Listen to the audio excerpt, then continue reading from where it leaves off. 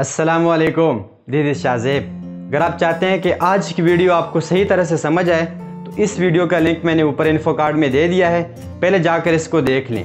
आज की वीडियो के अंदर हम जो है दो बातों का कंट्रास्ट देखेंगे। एक प्रिविलेज लोग जो एक ब्रेड बन चुके हैं और दूसरे वो लोग जो अभी इस जर्नी के अंदर हैं और जो अभी स्ट्रगल कर रहे हैं, चीज़ों को सीख रहे हैं और नए नए आइडियाज़ जो इम्प्लीमेंट कर रहे हैं, अभी वो स्टेबल नहीं है किसी चीज़ के अंदर। तो इन दो का कंट्रास्ट हम देखेंगे।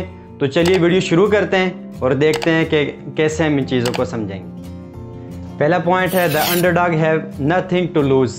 जो अंडरडॉग होते हैं इनके पास खोने के लिए कुछ भी नहीं होता, इनके पास कुछ अचीवमेंट होती नहीं है, तो इनको कुछ करने के लिए जब कुछ नया इम्प्लीमेंट कर रहे हो तो किसी किस्म का कोई डर नहीं होता। जो कि प्रिविलेज्ड होते हैं उनसे लोग एक्सपेक्ट कर रहे होते हैं कि ये हमेशा एक चीज़ पेश करेंगे जो हमेशा 100% ठीक होगी, और हमेशा लोग इनसे जीत की और हमेशा लोग इनसे जो है एक्सपेक्ट करते हैं कि ये ठीक ही करेंगे।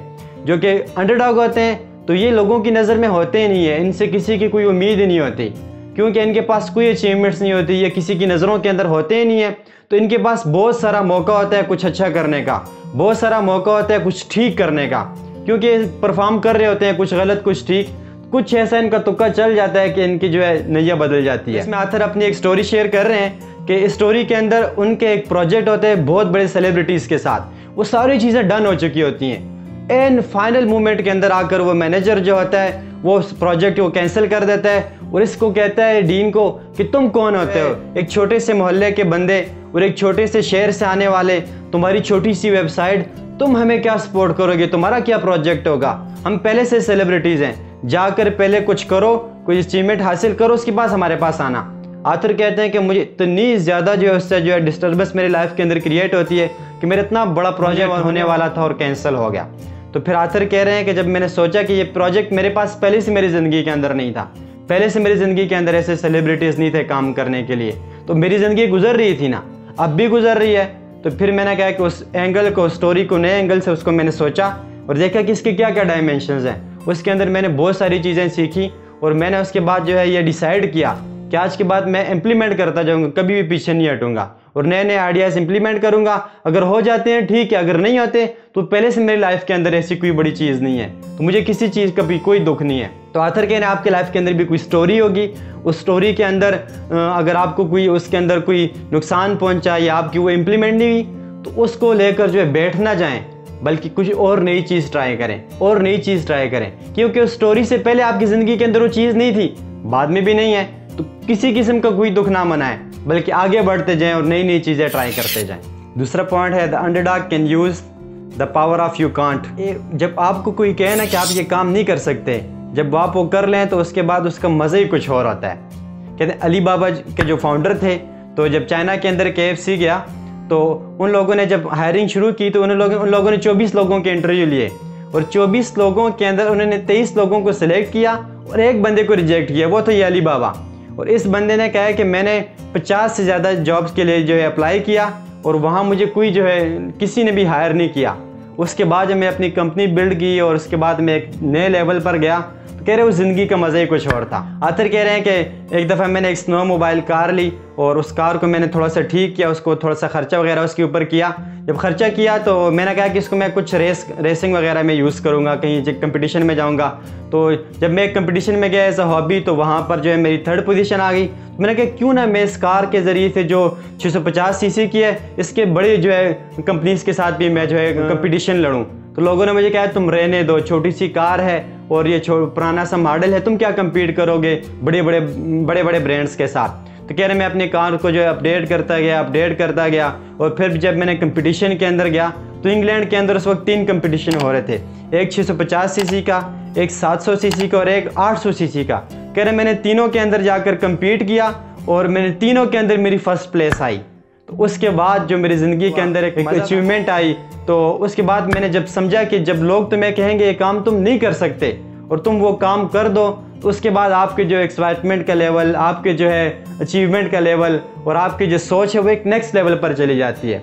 जब आपको कोई कहे कि आप ये काम नहीं कर सकते तो उस काम में उसी एनर्जी के साथ लग जाओ, क्योंकि जो प्रिविलेज लोग होते हैं उनको ये कहने वाला कोई नहीं होता, हर कोई उनकी जो है जीत से खुश हो रहा होता है, हर कोई उनके साथ अपने आप को रिलेट कर रहा होता है। उन लोगों के लिए वो मोटिवेशन का रास्ता बंद कर देते हैं। और जो लोग अंडरडॉग होते हैं उनके पास ये मोटिवेशन का रास्ता खुला है और इसी रास्ते को वो यूज़ करके लोगों से कहते हैं कि तुम ये नहीं कर सकते, इसको अपने लिए मोटिवेशन बनाते हैं और अपने टारगेट्स को अचीव करते हैं। तीसरा पॉइंट है underdog act fast and improve quickly.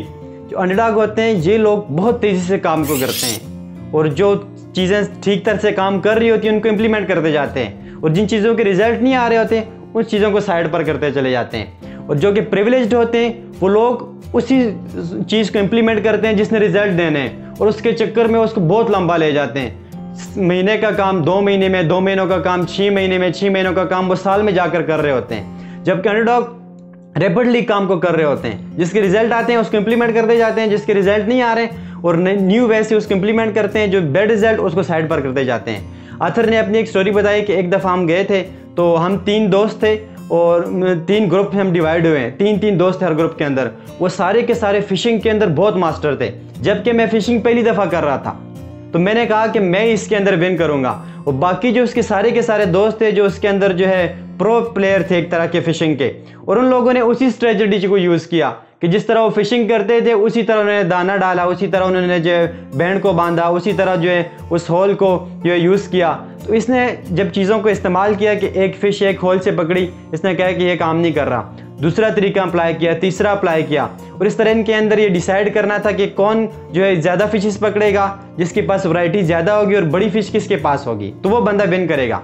ये कह रहा है कि पानी भी सेम था, खाने की चीज़ें भी सेम थी, वो जो कुंडे वो यूज़ कर रहे हैं वो भी सारे सेम, और एक ही जगह से सब लोग मछलियाँ पकड़ रहे हैं। लेकिन क्या था, वो अपना वही ओल्ड स्टाइल यूज़ कर रहे थे जिससे वो पकड़ते थे मछलियाँ। जबकि मैं नया था इस फील्ड के अंदर तो मैं देख रहा था कि कौन सा जो है तरीका ज़्यादा जो है काम कर रहा है, तो मैंने इसको अप्लाई किया। तो जब एंड आया, रिजल्ट आए, तो मैंने सबसे ज़्यादा मछलियाँ पकड़ी हुई थी और जो लोग अपने आप को प्रो फिशिंग प्लेयर समझ रहे थे और वो मेरे सामने जो है हार गए। तो मैंने क्या किया था, जो चीज़ें काम कर रही थी उसको मैं इम्प्लीमेंट करता गया और जो चीज़ें काम नहीं कर रही थी उनको मैं साइड पर करता गया। तो जो अंडरडॉग होता है वो अपनी काम की चीज़ जो होती है उसको इम्प्लीमेंट करता जाता है, जो काम नहीं दे रही होती उसको क्विक आउट कर देता है। फोर्थ पॉइंट है अंडरडॉग आर रिलेंटली रिसोर्सफुल। और जो अंडरडॉग्स होते हैं इनके पास कभी भी रिसोर्सेज पूरी नहीं होती, इनके पास हमेशा किसी न किसी रिसोर्सेज की कमी होती है और कुछ ना कुछ इनके पास कम होता ही है, लेकिन वो अपनी प्रॉब्लम को उसी वक्त सॉल्व करते हैं, उसको उसी वक्त सोल्यूशन निकालते हैं। जो कि प्रिविलेज्ड होते हैं उन लोगों के पास जो है सारी अचीवमेंट्स होती हैं, सारी फैसिलिटीज़ होती हैं, उनकी जब कोई प्रॉब्लम आता है ना छोटा सा, तो कहते हैं छोटा सा खैर इसको छोड़ दो, आहिस्ता आहिस्ता वही प्रॉब्लम जाकर उनके लिए बड़ा बन जाता है। और जबकि उसके सामने अंडरडॉग्स होते हैं वो अपनी छोटे प्रॉब्लम को भी बड़ा समझते हैं और उसको सॉल्व करते हैं और वो कभी भी अपना काम इस वजह से नहीं छोड़ते कि मेरे पास कुछ है नहीं है। अगर मैं कोई चीज़ें काम कर रहा हूँ और मुझे अपने प्रोजेक्ट के लिए कोई चीज़ चाहिए तो उसका जो अल्टरनेट वो निकालते हैं और वो अल्टरनेट निकाल कर उस चीज़ को इम्प्लीमेंट करते हैं और फिर उसके रिजल्ट लेते हैं और वो समझते हैं और अपने आप को सामने सच्चाई अपने सामने रखते हैं। जो चीज़ें सच हैं वो उनको फेस करते हैं और उनकी सॉल्यूशंस को फाइंड करते हैं और कभी भी वो जो मुंह नहीं छिपाते कि बस ठीक है प्रॉब्लम से मुंह छिपाया और किसी तरह बस जाने दिया वाला काम किया, नहीं, बल्कि जो उनके पास होता है वो उसी को अपनी सारी की सारी जो पावर समझते हैं और जो उनके पास मौजूद होते हैं रिसोर्सेज वो उसी को यूटिलाइज करके अपने प्रोजेक्ट को आगे लेकर जाते हैं। फिफ्थ पॉइंट हमारे पास अंडरडॉग सेल्फ एजुकेट। अंडरडॉग जो है वो हमेशा सेल्फ एजुकेशन हासिल करते रहते हैं, कुछ ना कुछ जो है वो नया सीखते रहते हैं और कुछ ना कुछ सिखाते रहते हैं। और जो ये लोग हमेशा ये एडमिट करते हैं कि मुझे कुछ नहीं आता, और जो प्रिविलेज्ड होते हैं वो इस चीज़ को छुपाते हैं, वो कहते हैं कि बस हम सब कुछ जानते हैं, हमें सब कुछ पता है, वो किसी से कोई हेल्प नहीं लेते अगर उनको कोई प्रॉब्लम्स आ जाती हैं। और जबकि जो अंडरडॉग होते हैं ये कहते हैं मुझे कुछ नहीं पता, और ये कुछ नहीं पता के चक्कर में बहुत सारी चीज़ें खुद भी इम्प्लीमेंट करते हैं और लोगों से भी सीखते हैं जो उस फील्ड के अंदर माहिर होते हैं। आथर कह रहे हैं कि मैं एक जगह पर जाकर स्टक हो गया और मैंने एक जो है प्रोडक्ट लॉन्च करना था, उसके अंदर मैं आगे नहीं चल पा रहा था। फिर जाकर उसके अंदर मैंने एक ट्रेनिंग ली $200 के अंदर, और फिर मैंने उस चीज़ को समझा और फिर इम्प्लीमेंट किया और उस $200 से फिर मैंने जाकर कितने $1000 कमाए। तो आथर कह रहे हैं कि जो अंडरडॉग होता है वो हमेशा जो है कहता है मुझे कुछ नहीं पता और हमेशा सीखता रहता है और नई नई चीज़ें सीखता है, और जो चीज़ वो सीख चुका है वो आगे लोगों को सिखाता है, चाहे वो स्किल्स हैं, चाहे उसका हॉबी है, चाहे उसका पैशन है, और वो अच्छी तरीके से वो जाकर लोगों को सिखाता है कि क्यों ना अगर मेरी ज़िंदगी के अंदर चेंज आए तो दूसरों लोगों की ज़िंदगी में भी चेंज आए और दूसरे लोग भी इससे सीखें। और एक बहुत ही मशहूर जो है एक मोटिवेशनल स्पीकर हैं, वो कहते हैं कि जो चीज़ आपके पास ज़रूरत से ज़्यादा हो गई है तो वो लोगों में आगे बांटना शुरू कर दो ताकि दूसरे लोग भी इससे फ़ायदा उठाएं। तो जो अंडरडॉग हैं वो हमेशा खुद भी सीखते हैं और लोगों को भी सिखाते हैं, और वो कहते हैं कि हमें कुछ भी नहीं पता और हर नए एक्सपीरियंस से वो कुछ ना कुछ अच्छा या बुरा वो सीख रहे होते हैं। और छठा पॉइंट है कि जो अंडरडॉग्स हैं ये कभी भी ये नहीं सोचते कि लोग उनके बारे में क्या सोच रहे हैं। और जो प्रिविलेज्ड होते हैं वो लोग हमेशा ये सोचते हैं कि हमेशा उनसे लोग खुश रहें और हमेशा लोग उनको फॉलो करते रहें और लोग हमेशा उनकी रिस्पेक्ट करते रहें। तो इस हिसाब से उनके ऊपर जो बर्डन भी बहुत ज़्यादा होता है और उनके ऊपर प्रेशर भी काम का बढ़ जाता है। और जो अंडरडॉग होते हैं वो उनको कोई परवाह नहीं होती लोग उनके बारे में क्या कह रहे हैं, अच्छा कह रहे हैं, बुरा कह रहे हैं, बस वो काम करते जाते हैं। और वो परफेक्शन को नहीं देखते बल्कि वो प्रोग्रेस को देखते हैं, बस हमने प्रोग्रेस करते जाना है, प्रोग्रेस करते जाना है। आखिर में अपनी छोटी सी स्टोरी शेयर की, कह रहे जब मैं अपनी पहली बुक लिख रहा था ना तो उसमें मैंने बहुत सारे घंटे लगाए और मैंने वो बुक को लिखा। जब उसको मैंने एडिटर को दिया और उसको कहा कि इसको जो है ठीक कर दो, उसने जब इसको देखा कह रहे ये बुक ये पब्लिश करोगे तुम, कह रहे ये बातें नहीं होती, जाओ और दोबारा इस बुक को ठीक करके लाओ। और कह रहे ये पब्लिश करने के लायक नहीं है।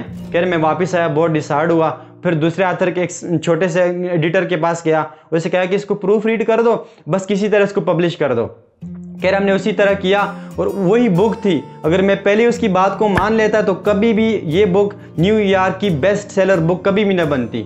न्यूयॉर्क टाइम्स की बेस्ट सेलर बुक वो बनी जब मैंने उसको पब्लिश किया, तो आज उसकी मिलियंस ऑफ कॉपीज उसकी निकली हैं। कहते हैं जो अंडरडॉग होते हैं वो हमेशा किसी की भी नहीं सुनता और किसी से सीखता सबसे है लेकिन सुनता किसी की भी नहीं है, और वो हमेशा प्रोग्रेस को देखता है, परफेक्शन को कभी भी नहीं देखता। लास्ट और सबसे important point, underdogs are convert their desperation into persuasion, कि ये लोग जो होते हैं ना, सेलिंग जो होती है जहाँ पे मार्केटिंग, उस लेवल पे हाथ जाके कर देते हैं। क्योंकि एक चीज़ जितनी भी चाहे अच्छी क्यों ना हो, लेकिन वो खुद किसी को चीज़ चलाकर नहीं कह सकती कि मैं कितनी अच्छी चीज़ हूँ, उसके लिए तो मैं उसको सेल करना पड़ेगा।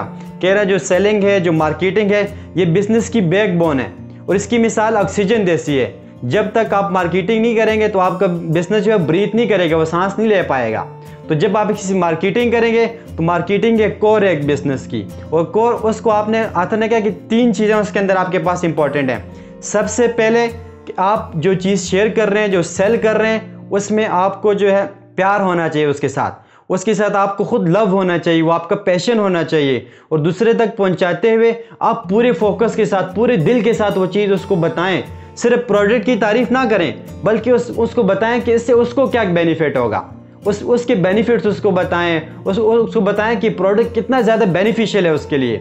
और दूसरी बात, हमेशा रियल रहें, कभी किसी को कॉपी ना करें, कभी किसी को जब मार्केटिंग के अंदर इस स्ट्रेटेजी को यूज़ करें कि हमेशा रियल रहें और अपनी स्टोरीज़ बताएं और अपना आप बताएं कि जो चीज़ आपने की है वो दिल से बताएं ताकि वो दिल से उस चीज़ को समझें। और मार्केटिंग के अंदर हमेशा रियल रहें, कभी भी किसी को कॉपी ना करें। और तीसरा, हमेशा कॉन्फिडेंट रहें कि आप जो प्रोडक्ट दूसरे को पहुंचा रहे हैं ये सबसे बेस्ट प्रोडक्ट है उसके लिए, जो और लोगों के मुकाबले में आप उस चीज़ को जो उसको दे रहे हैं वो उसको सबसे ज़्यादा बेनिफिट करेगी।